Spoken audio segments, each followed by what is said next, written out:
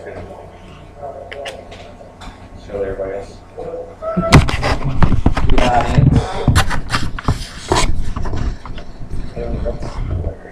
Alright, good evening everybody. My name is Staff Sergeant Brandon Reynolds. I'm here to give you an informative brief on some of the changes that are included in AR 670-1. As members of the Uniform Services Guidelines are published to ensure appearance and grooming are upheld to maintain professionalism, continuity through the ranks, cleanliness at all times during all on and off duty mannerisms. Next slide. Today I will inform you of the changes to the uniform policy to include, but not limited to, tattoo and branding, self-mutilation, and jewelry. Next slide. Next slide. All right, to begin, let's start discussing about tattoo and branding. As you see above, note violations of punitive sections by soldiers may result in UCM good. On the left, you see a tattoo of or rather a tattoo has gone wrong. Basically, that was a girl, her boyfriend did a tattoo on her. The boyfriend had found out that she had cheated on him and tattooed dung with some flies around it. On the right, you see a shark bite be turned into a tattoo. Next slide. ALRAC states that new soldiers obtaining new tattoos must perform so within the guidelines, and commanders must process these tattoos within the next 30 days. Next slide. Alright. Tattoos and branding are prohibited from 5 sections. They are prohibited from the head, neck, wrists, hands, or fingers. You're not allowed to have any more than 4 visible tattoos. Next slide.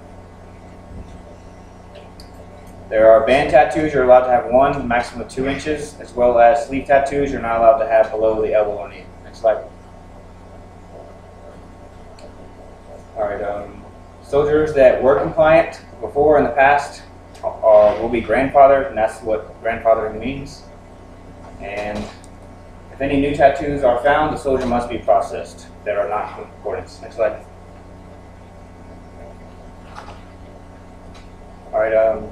In the event that they do find out that you get new tattoos, the commander will initiate a DA Form 4856. The soldier will have 15 calendar days to seek medical and or legal advice and decide whether they are going to remove it or not to remove the tattoo. According to a book titled Erasing the Ink by Frank Spalding, the most significant factor in calculating cost of tattoo removal is the size and complexity. Large tattoos require multiple procedures. Not all tattoo inks can be effectively removed using the same kind of lasers, and different colors of ink respond to different wavelengths of lasers. So the removal of multicolored tattoos can be fairly complicated. Next slide. If the soldier does elect to remove a tattoo, you will have a reasonable amount of time. Depending on the mission, the commander will allow you to do such, and the soldier will pay for the tattoo removal. If the soldier declines to have a tattoo or brand removed, it will constitute as a violation of a lawful order, and the commander will initiate administrative separation proceedings. Next slide. Now that we've talked about tattoos and brands, we're going to move on to talk about self-mutilation. As you see in the picture there, that is tongue bifurcation. The splitting of the tongue is not authorized. Additionally, ear gauging is not authorized to a gauge of larger than 1/16 of an inch. Next slide. All right. Here are 2 ALRACs that show that removal of dental ornamentation shall be required within no later than 60 days, and jewelry standards must be removed immediately, or the standards are to be upheld immediately. According to Dr. Meltzer of National Institute of Health, many things can affect your body's immune system and your ability to fight infection. Be sure to tell the person piercing if you have if you have diabetes, heart problems, a weakened immune system, or any other medical conditions. If you take steroids or blood thinners, talk to your doctor before you get a piercing. Next slide. Here on the left, you see a picture of some piercings, and on the right, you see dental ornamentation. Next slide. All right, females are authorized to wear earrings during whether wearing mess, service, or dress uniforms. They're allowed to wear screw-on, clip-on, or post-type earrings, and they're allowed to wear 4 types of earrings. They are gold, silver, white pearl, and diamond.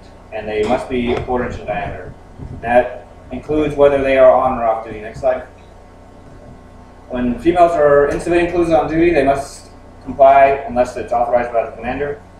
And when civilians are off duty, no restrictions as long as the piercings don't support ear gauging. Slide. Alright, use of gold caps, platinum caps, or caps of any unnatural color or texture are prohibited. Any other jewels, initials, as well on the teeth are not authorized. Next slide. Soldiers are expected to maintain a professional image at all times, and whether male or female, it is important for us to know that what the standards are, that way we can enforce them.